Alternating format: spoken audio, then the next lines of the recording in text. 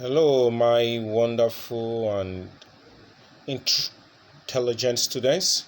You are welcome to class today.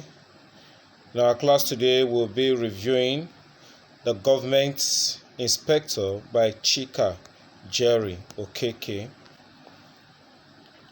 In our last class, we treated Emmanuel Obiekwe's Held with Roe, where we had a detailed discussion on the thematic preoccupation of the literary work of art, also relating it to our contemporary time.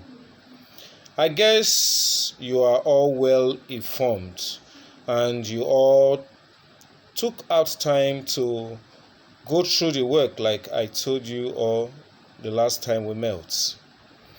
In our class today, we will be reviewing The Government Inspector.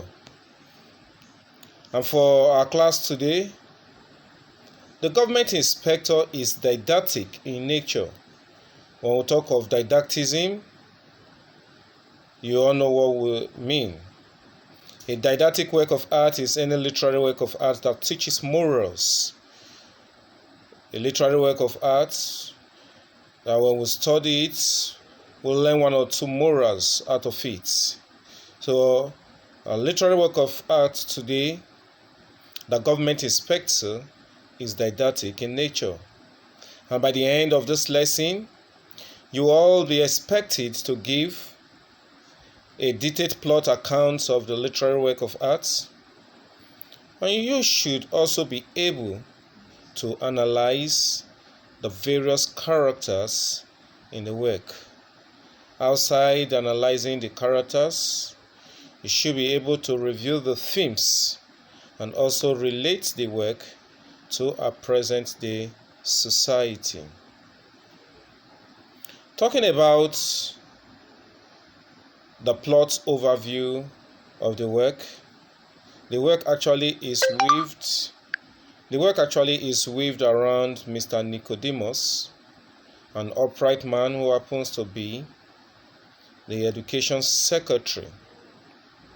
Mr. Nicodemus, because of his uprightness, is very poor, and as a result is unable to meet the basic needs of his family. He cannot pay the children's school fees, and they reside in dilapidated house because of his poor nature. Despite the fact that he is poor, he remained resolute in his uprightness, even while he was offered bribe by Mr. Isaac and the corrupt headmaster. He refused to be cowed. He refused to budge. He rejected the bribe because to him he is against what he stands for as an individual. He remained in this upright stand of his, and at the end of the day, it paid off for him because the governor recognized him as an upright man and subsequently was appointed the special advisor to the governor on education. His fortune changed for the better, and that of his family as well, as he is now able to meet his financial obligations to his wife and his children. Their lifestyle improved as a personal assistant to the governor.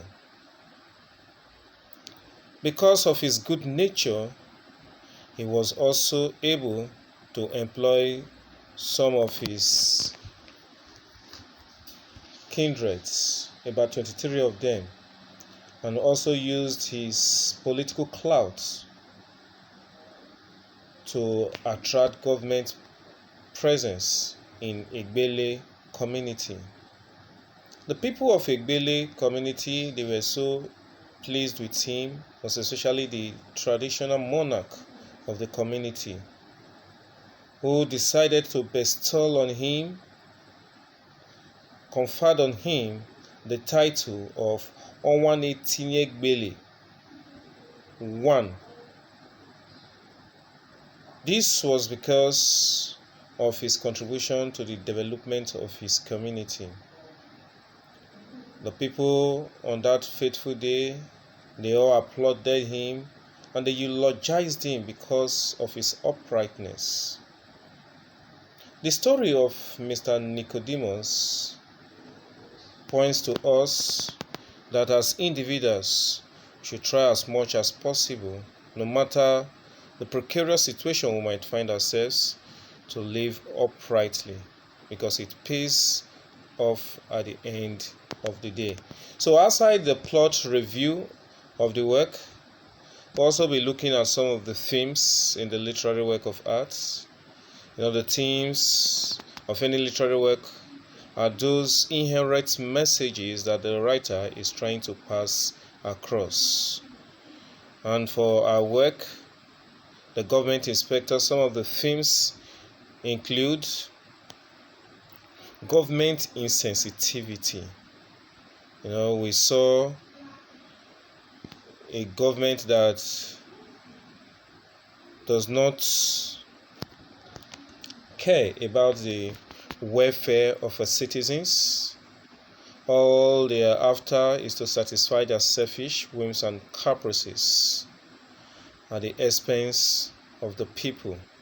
So outside government insensitivity, another theme in the literary work of art is corruption.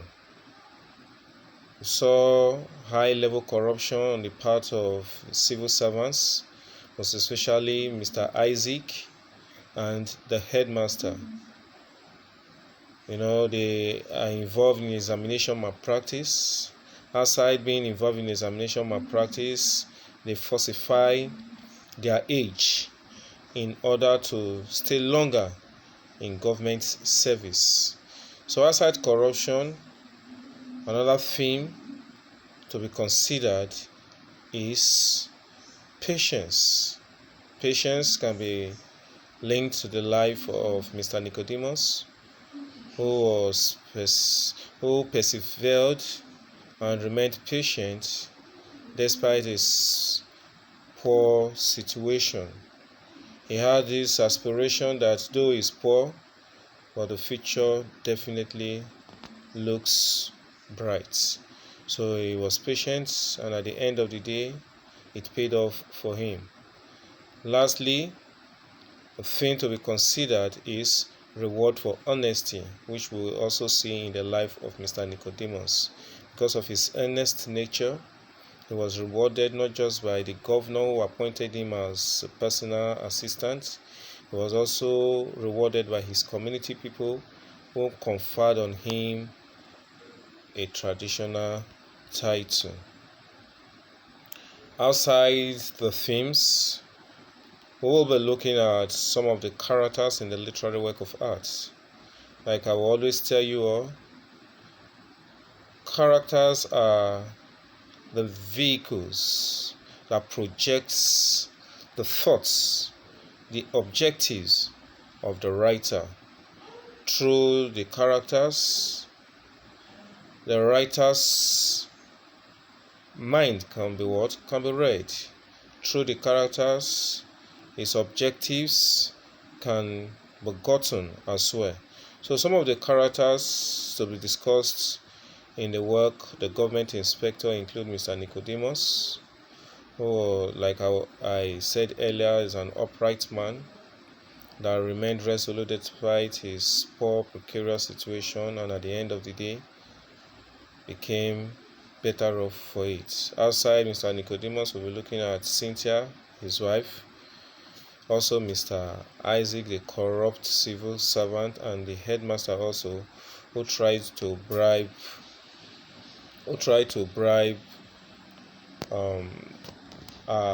major character Mr. Nicodemus. So in a nutshell, the work, The Government Inspector talks about determination, and for us as individuals not to give in, not to succumb to negative vices, as we saw in the life of the headmaster and Isaac.